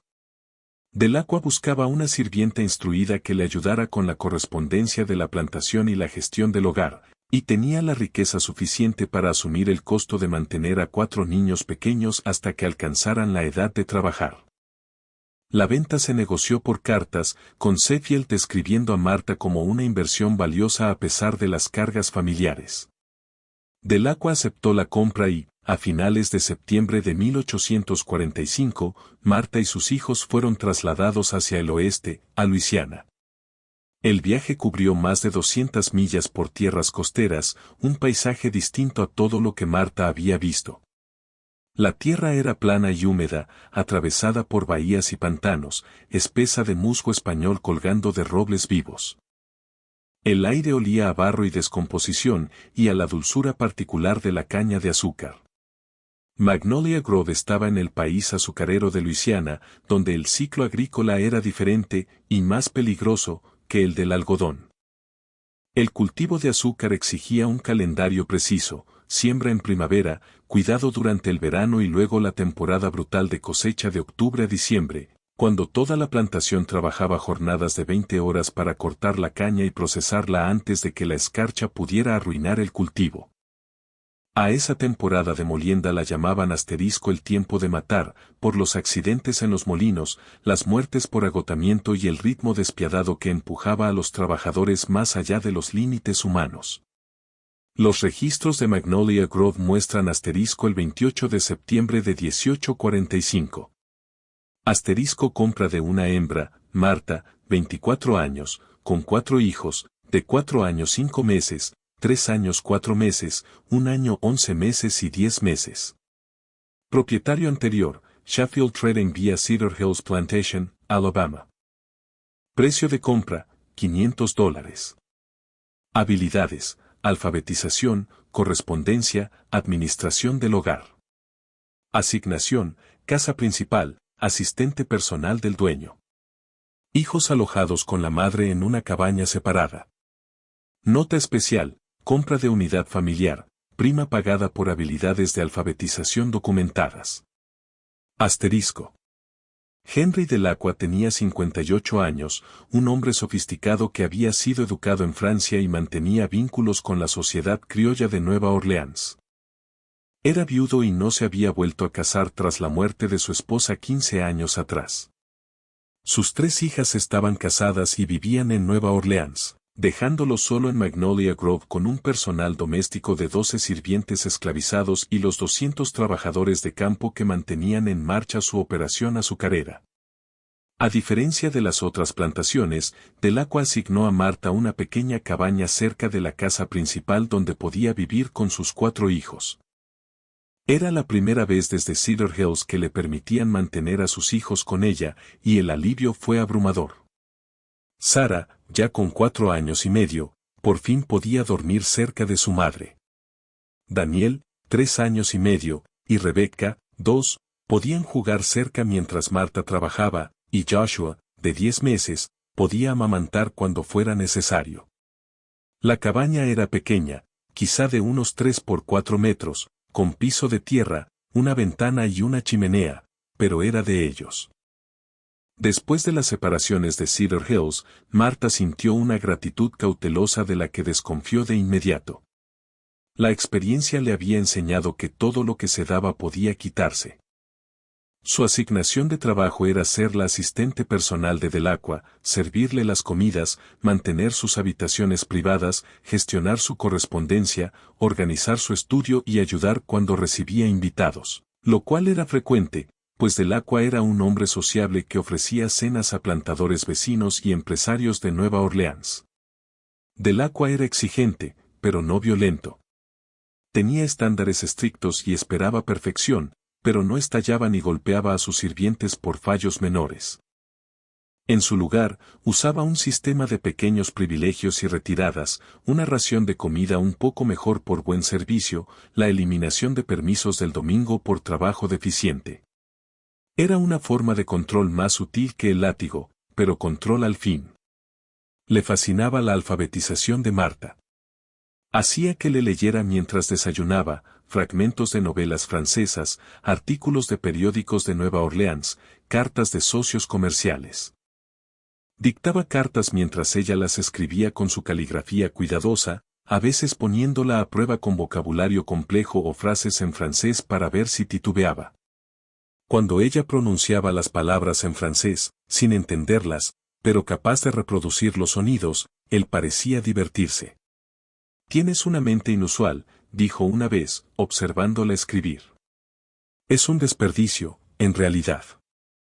En otras circunstancias, podrías haber sido educada, una mujer accomplished. Pero las circunstancias son las que son». Marta no dijo nada. ¿Qué podía decir? El hombre que era dueño de su cuerpo y de sus hijos reflexionaba sobre cómo, en otro mundo, quizá la habrían tratado como humana. La ironía era demasiado amarga para expresarla. La relación que Delacqua desarrolló con Marta fue distinta a lo que ella había vivido en las otras plantaciones. No se impuso sobre ella con violencia burda. En cambio, creó un marco de consentimiento implícito igual de coercitivo, pero más insidioso. Ofrecía pequeños privilegios, raciones extra para sus hijos, una manta mejor para la cabaña, tela para hacer ropa nueva. Los presentaba como regalos, como prueba de su benevolencia, como recompensas por un buen servicio. El entendimiento no dicho era claro. Acepta estos regalos. Acepta su atención, y la vida será más fácil.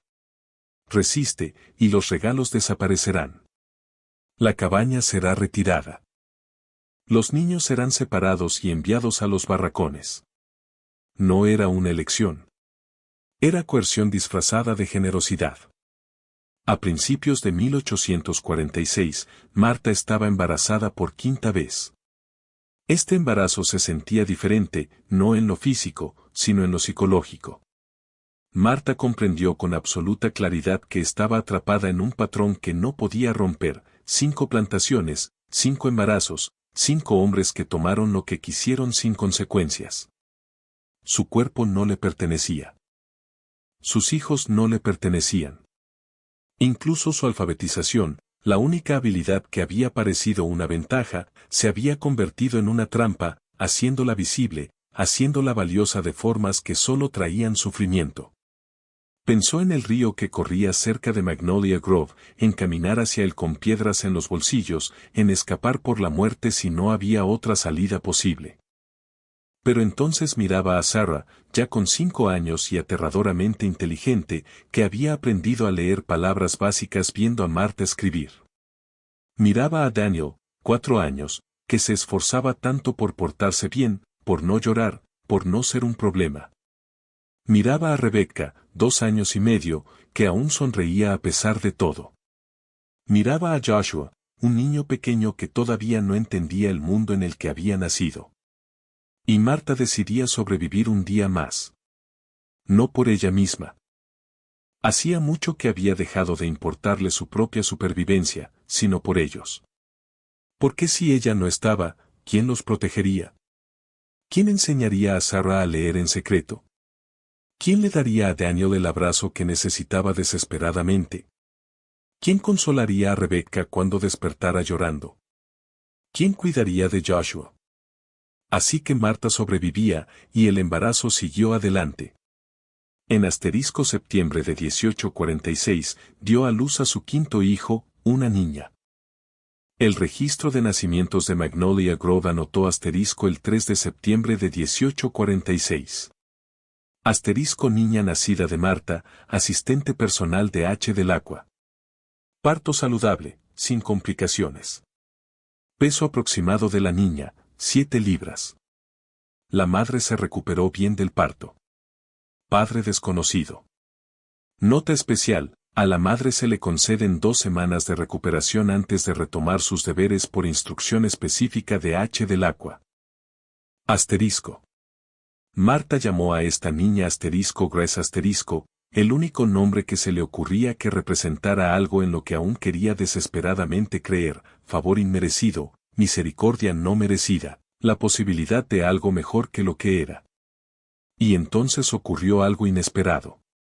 Delacqua no vendió a Marta. Pasaron semanas. Pasaron meses.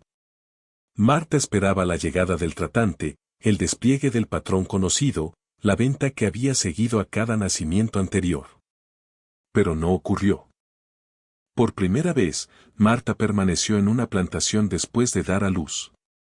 Durante el resto de 1846, durante todo 1847 y 1848, trabajó, cuidó a sus hijos y existió en un estado de vigilancia constante, esperando que cualquier día fuera el día en que por fin llegara la venta. Sus hijos crecieron durante esos años en Magnolia Grove. Sarah cumplió 7, lo bastante grande para empezar a trabajar como sirvienta de casa, llevando recados y ayudando en la cocina. Daniel, con 6, fue asignado a llevar agua a los trabajadores de campo durante la temporada de cosecha. Rebecca, con 5, aprendía a coser bajo la supervisión de una mujer mayor que remendaba la ropa. Joshua, con 3, y la bebé Grace se quedaban en la cabaña al cuidado de una mujer esclavizada más mayor que vigilaba a los pequeños mientras sus padres trabajaban. Durante 2 años, la vida de Marta alcanzó una estabilidad dolorosa. El trabajo era duro. Las circunstancias eran incorrectas en todos los sentidos fundamentales. Pero sus hijos estaban con ella. Podía verlos a diario, alimentarlos, enseñarles, protegerlos en las pequeñas formas posibles dentro de las limitaciones de la esclavitud. Marta empezó a atreverse a esperar, no libertad, no justicia, sino simplemente que aquello continuara. Que el patrón por fin se rompiera. Que la decisión de Delacqua de conservarla significara una pequeña medida de permanencia en su vida. Entonces, el 14 de octubre de 1848, Henry Delacqua murió de manera repentina. Lo encontraron por la mañana en su estudio, desplomado sobre el escritorio, tras lo que el médico determinó que había sido una afección cardíaca masiva. Tenía 58 años. Delacqua tenía 3 hijas, y ninguna quería administrar Magnolia Grove. La herencia, incluida la plantación y toda su propiedad, se puso en subasta para saldar deudas y repartir las ganancias entre los herederos. La subasta de la plantación se celebró el 12 de diciembre de 1848. Compradores llegaron de toda Louisiana y Mississippi, examinando la tierra, el equipo, las instalaciones de procesamiento de azúcar y a las 212 personas esclavizadas que formaban parte del patrimonio. Marta y sus 5 hijos fueron vendidos como unidad familiar a un corredor de algodón de Mississippi por $475. El documento de venta registró el 12 de diciembre de 1848, subasta del patrimonio de Magnolia Grove. Lote 47, una hembra, Marta, 28 años, con 5 hijos, de 7, 6, 5, 3 y 2 años. Habilidades: alfabetización, administración del hogar, correspondencia. Precio de venta: $475 a William Foster, Cotton Factor, Jackson, Mississippi. Nota especial: el precio de unidad familiar refleja una carga significativa de dependientes. Asterisco. Eso era lo que valían Marta y sus 5 hijos después de 8 años, 5 plantaciones y 5 embarazos, menos de $60 por cada uno. Cuando la carreta se alejó de Magnolia Grove el asterisco 15 de diciembre de 1848, Marta miró atrás una última vez. Tenía 28 años. Había dado a luz a 5 hijos en 5 plantaciones distintas a través de 4 estados. La habían vendido 6 veces. Había sobrevivido a lo que debería haberla destruido por completo. Y su historia estaba a punto de desaparecer del registro histórico. El patrón, al parecer, podía continuar más allá de las 5 plantaciones. Pero el recorrido documentado de Marta termina aquí en 1848, cuando ella y sus hijos fueron llevados a Mississippi y se desvanecieron de los libros que la habían rastreado durante 8 años. Lo que ocurrió después permanecería desconocido durante más de 160 años, hasta que una becaria de una sociedad de preservación encontró esos libros mayores y empezó a hacer preguntas. Almohadilla, almohadilla, almohadilla, el descubrimiento 2009. La becaria de la Sociedad de Preservación que descubrió la historia de Marta en 2009 se llamaba Asterisco Rebecca Chan, estudiante de posgrado en Historia en la Universidad de Georgia. Trabajaba a tiempo parcial con el proyecto de preservación histórica del condado de Richmond, digitalizando antiguos registros del tribunal como parte de su investigación de tesis sobre transacciones de propiedad en el periodo anterior a la Guerra Civil. El trabajo era terriblemente tedioso: escanear página tras página de escritura desvanecida, ingresar datos en hojas de cálculo, crear índices para documentos que nunca se habían catalogado correctamente. La mayoría eran rutinarios: escrituras de propiedad, registros fiscales, licencias de matrimonio, testamentos, pero de vez en cuando algo llamaba su atención. Una tarde de martes de marzo, Rebecca revisaba una caja de registros de transferencias de plantaciones de la década de 1840 cuando notó el nombre asterisco Marta repitiéndose en varios documentos de distintas plantaciones. Las entradas estaban repartidas a lo largo de varios años, pero los detalles sugerían que podía tratarse de la misma persona: edad, alfabetización, presencia de hijos. Rebecca empezó a cruzar los documentos, a crear una línea de tiempo y a seguir el rastro en el papel. Lo que emergió fue un patrón tan metódico que parecía imposible que fuera coincidencia. Asterisco Riverside Plantation, Georgia, asterisco asterisco Marta, comprada en abril de 1840 por $800. Registro de nacimiento en mayo de 1841, una hija. Vendida en junio de 1841 por $750 con una hija. Asterisco Fairmont Estate, Georgia, asterisco asterisco Marta, comprada en julio de 1841 por $650 con una hija. Registro de nacimiento en junio de 1842, un hijo. Vendida en agosto de 1842 por $700 con 2 hijos. Asterisco Oakwood Plantation, Georgia, asterisco asterisco Marta, comprada en agosto de 1842 por $625 con 2 hijos. Registro de nacimiento en septiembre de 1843, una hija. Vendida en noviembre de 1843 por $650 con 3 hijos. Asterisco Cedar Hills Plantation, Alabama, asterisco asterisco Marta, comprada en diciembre de 1843 por $600 con 3 hijos. Registro de nacimiento en noviembre de 1844, un hijo. Vendida en agosto de 1845 por $550 con 4 hijos.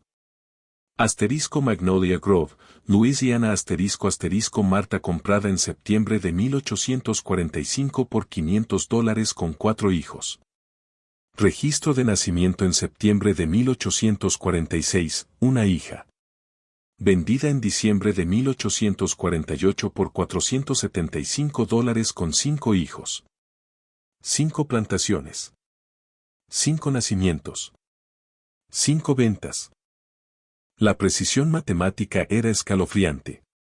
Rebecca llevó los hallazgos a su asesor académico, el Dr. James Morton, historiador especializado en esclavitud y comercio interno de esclavos. Pasaron 3 días verificando documentos, cruzando detalles y confirmando que todas las entradas se referían a la misma mujer. Esto es extraordinario, dijo el Dr. Morton, examinando la línea de tiempo que Rebecca había creado. He visto casos de mujeres esclavizadas trasladadas después de embarazos, pero nunca había visto documentación de un patrón tan sistemático. Esto es evidencia de algo que he teorizado, pero que nunca había podido demostrar de forma definitiva. Pasaron los 2 años siguientes rastreando documentos relacionados en 4 estados.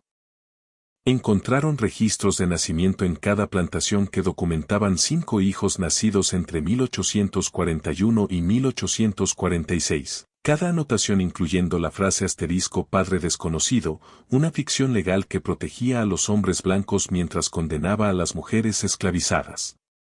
Encontraron documentos de transferencia que mostraban el movimiento de Marta entre plantaciones, con cada venta ocurriendo a las pocas semanas o meses del parto. Encontraron registros de precios que documentaban la devaluación sistemática de Marta, de $800 a $475 en 8 años, a pesar de estar en la plenitud de su vida laboral. Encontraron notas marginales en algunos libros describiendo a Marta como problemática, no apta para asignación estándar, requiere manejo especial, un lenguaje codificado que la culpaba por circunstancias sobre las que no tenía control. Encontraron correspondencia entre plantadores y tratantes negociando las ventas de Marta con un lenguaje que dejaba claro que todos entendían lo que ocurría, aunque nadie lo diría explícitamente en los registros oficiales. Pero quizá lo más incriminatorio fueron los registros de empleo que descubrieron. Dutch Carmichael, el capataz de Riverside, fue despedido 3 días antes de que vendieran a Marta. Su historial laboral mostraba que se mudó a Carolina del Sur y fue despedido de 2 puestos posteriores bajo circunstancias similares. Edmund Bowman de Fairman Ester fue apartado de la gestión diaria de la plantación cuando se supo del embarazo de Marta. Más tarde se trasladó al oeste y apareció en registros judiciales de Missouri relacionados con una disputa de paternidad con una mujer esclavizada. James Prescott de Oakwood fue enviado a administrar una propiedad remota de los Prescott en Carolina del Sur. Cartas familiares preservadas en los papeles de la familia Prescott en la South Carolina Historical Society revelaron tensión entre James y su padre por conductas inapropiadas con el personal doméstico. Nathan Whitfield de Cedar Hills fue desterrado a Mississippi. Periódicos locales de la década de 1850 incluyen referencias a su bebida, su juego y su temperamento como administrador antes de morir en 1852, a los 29 años, por insuficiencia hepática. Henry Delacqua de Magnolia Grove fue la excepción. Murió antes de que vendieran a Marta, y su decisión de conservarla representó la única ruptura del patrón. La investigación reveló lo que los libros del tribunal habían documentado, pero nunca habían dicho de manera explícita. Marta fue trasladada sistemáticamente entre plantaciones para ocultar evidencias de violencia sexual cometida por capataces y por los hijos de los dueños. Cada embarazo se volvía un problema resuelto mediante una venta. Cada hijo era prueba viviente de crímenes que no podían procesarse bajo la ley, pero que podían deshonrar a familias y destruir reputaciones si se reconocían. El Dr. Morton y Rebecca publicaron sus hallazgos en el Journal of Southern History en 2011, en un artículo titulado Systematic Exploitation and Forced Migration, A Case Study in Antebellum Sexual Violence and Economic Devaluation.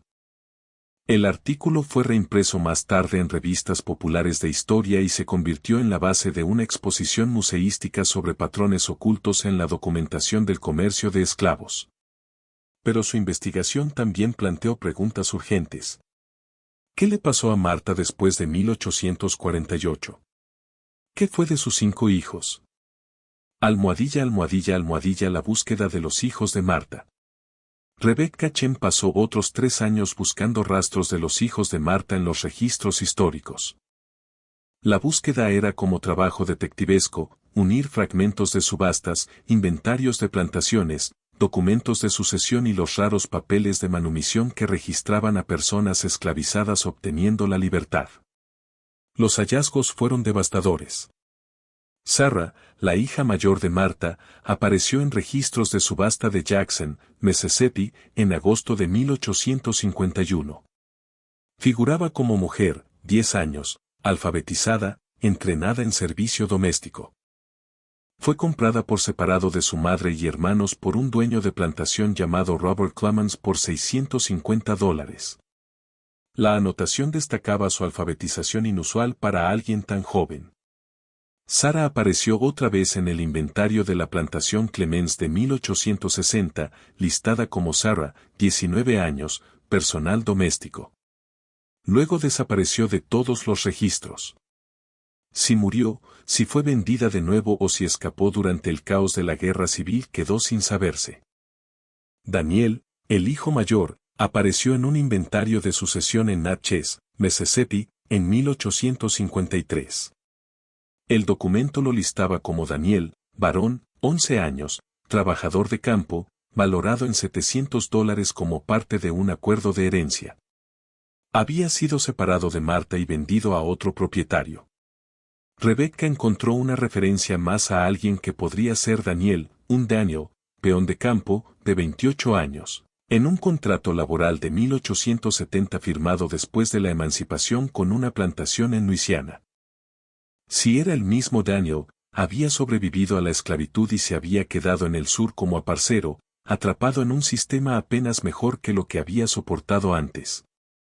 Rebecca, la hija del medio, desapareció por completo de los registros tras la venta de 1848.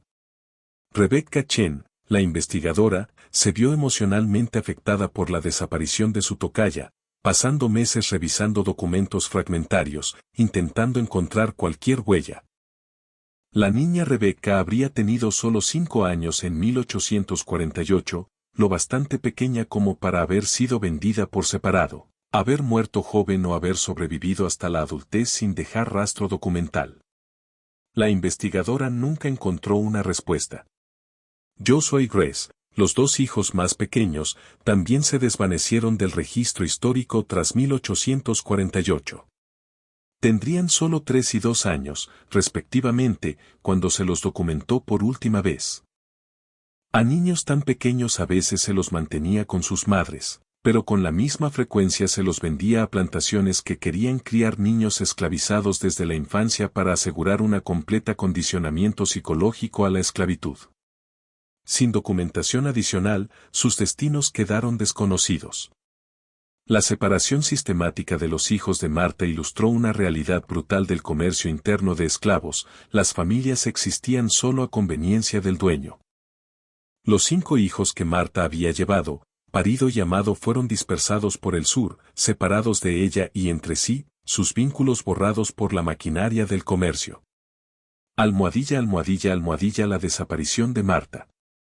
Rastrear el destino de la propia Martha resultó aún más difícil.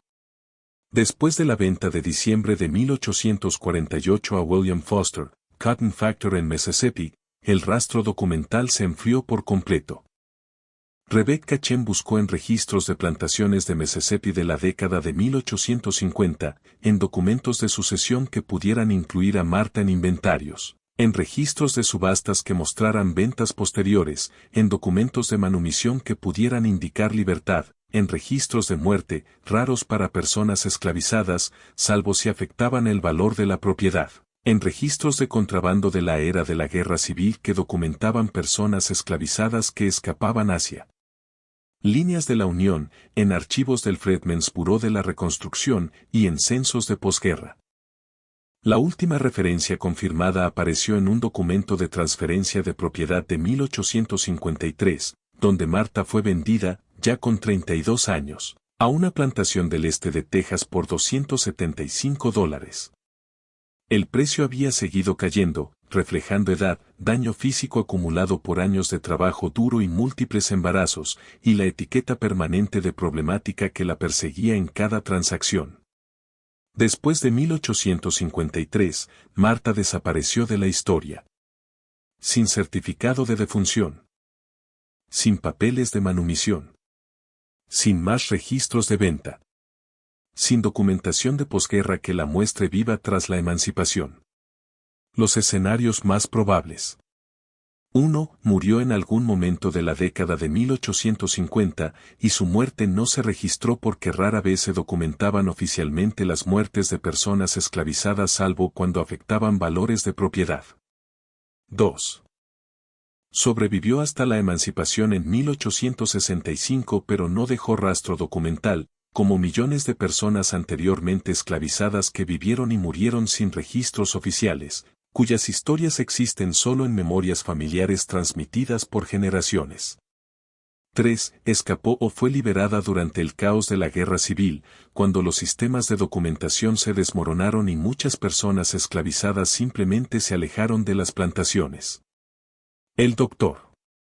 Morton y Rebecca publicaron un artículo de seguimiento en 2014 titulado Beyond the Ledgers, The Disappeared Lives of Enslaved Women.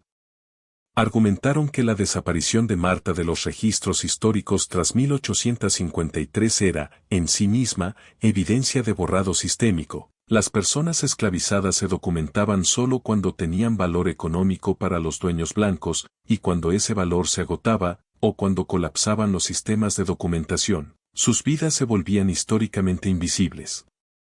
El artículo señalaba que Martha sobrevivió al menos 13 años de brutalidad documentada, 5 embarazos forzados, 5 ventas y la separación de sus 5 hijos. Tenía 32 años cuando apareció por última vez en registros oficiales, todavía en la plenitud de su vida laboral, pero valorada en menos de un tercio de su precio original. Si vivió otros 30 años o murió pocos meses después de esa última venta, quizá nunca lo sepamos. Lo que sí sabemos es que los sistemas de esclavitud crearon y sostuvieron este patrón de violencia y luego borraron la evidencia reduciendo vidas humanas a entradas en libros contables que desaparecían cuando dejaban de ser económicamente convenientes. Almohadilla, almohadilla, almohadilla, los números que quedan.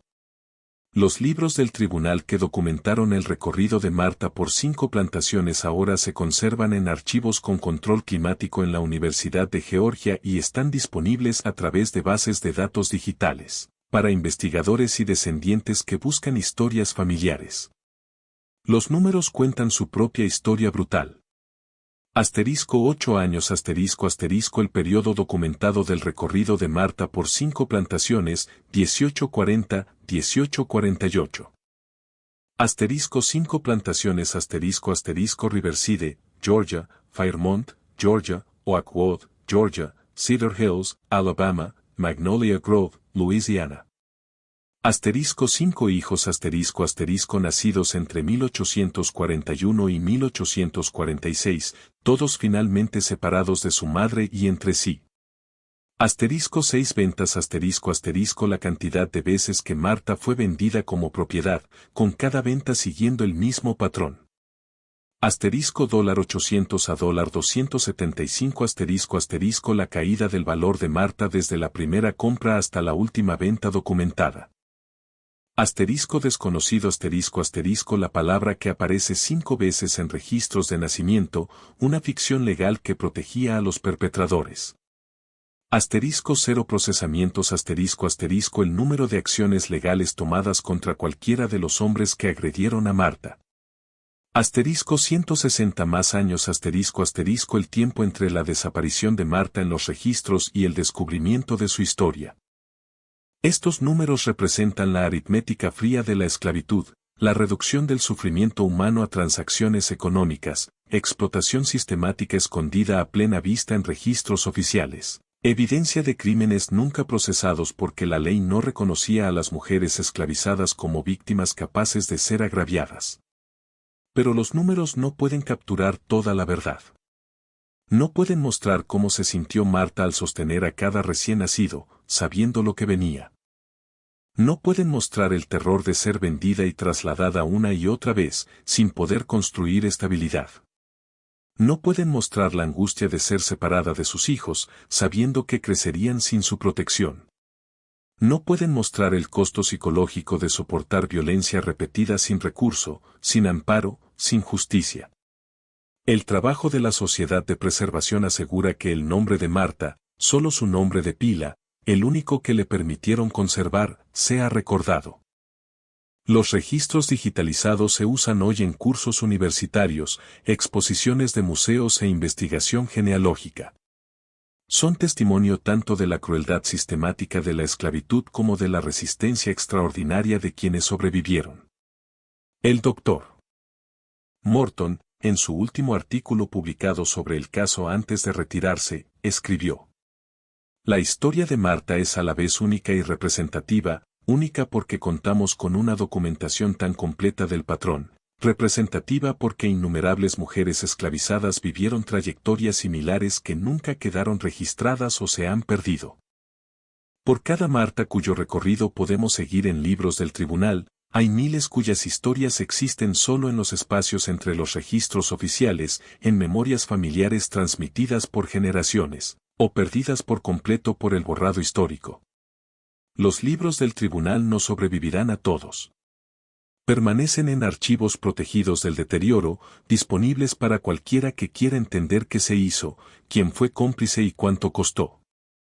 Documentan la maquinaria de explotación con precisión perfecta, cada venta, cada nacimiento, cada descenso del precio. Pero nunca documentarán la verdad completa de la vida de Marta. Nunca mostrarán su fortaleza, su amor por sus hijos, su resistencia silenciosa al seguir existiendo a pesar de todo lo diseñado para quebrarla. Nunca mostrarán los momentos entre transacciones, las canciones de cuna que cantaba, las lecciones de lectura que le daba a Sarah en secreto, las formas en que protegía a sus hijos en lo poco posible dentro de lo imposible. Marta tenía 19 años cuando llegó a la primera plantación en 1840.